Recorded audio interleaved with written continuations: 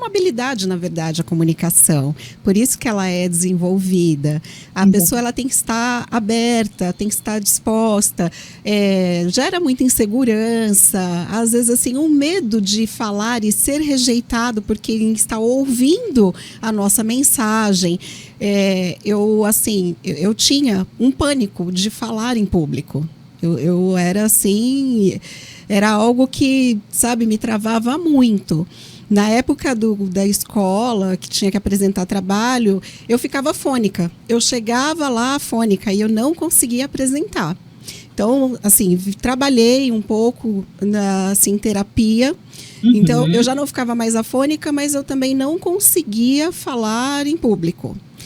Depois que eu passei por uma reprogramação emocional e comportamental, aí o que aconteceu? Eu continuei com medo, mas assim, esse medo não me paralisou mais, porque nasceu uma coragem, sabe?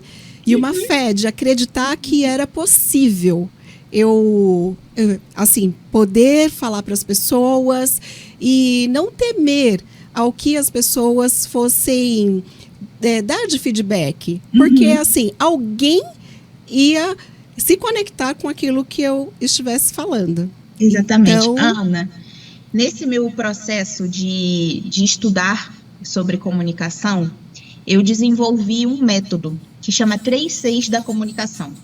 certo. Ele passa pelo cérebro, pelo corpo e pela conexão.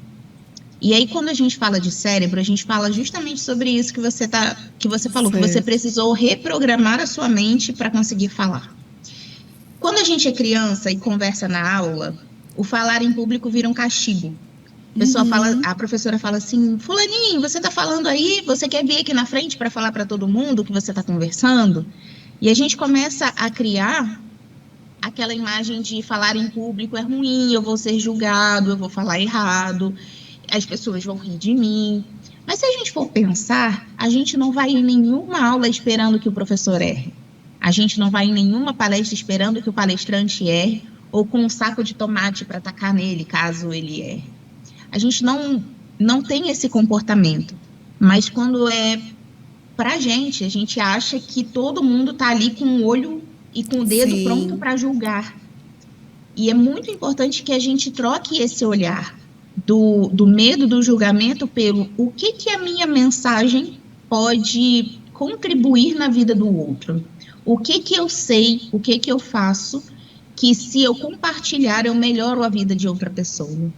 E aí a gente vai saindo desse medo do julgamento para um lugar de eu sei, eu estudei e eu posso ajudar o outro. Quando você vai trocando esse olhar, vai ficando muito mais leve.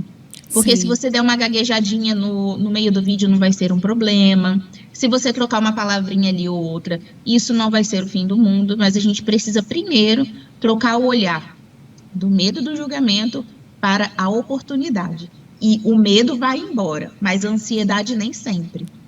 Tanta gente famosa que a gente vê que fala assim, e aí, você ainda sente o frio na barriga de subir no palco? E às vezes uma pessoa com muito tempo de estrada fala, eu ainda sinto essa adrenalina, essa ansiedade. Então, essa ansiedade não necessariamente é ruim.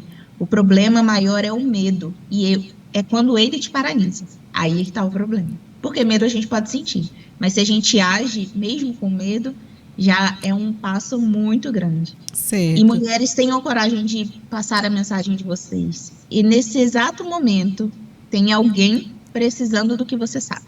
Exatamente.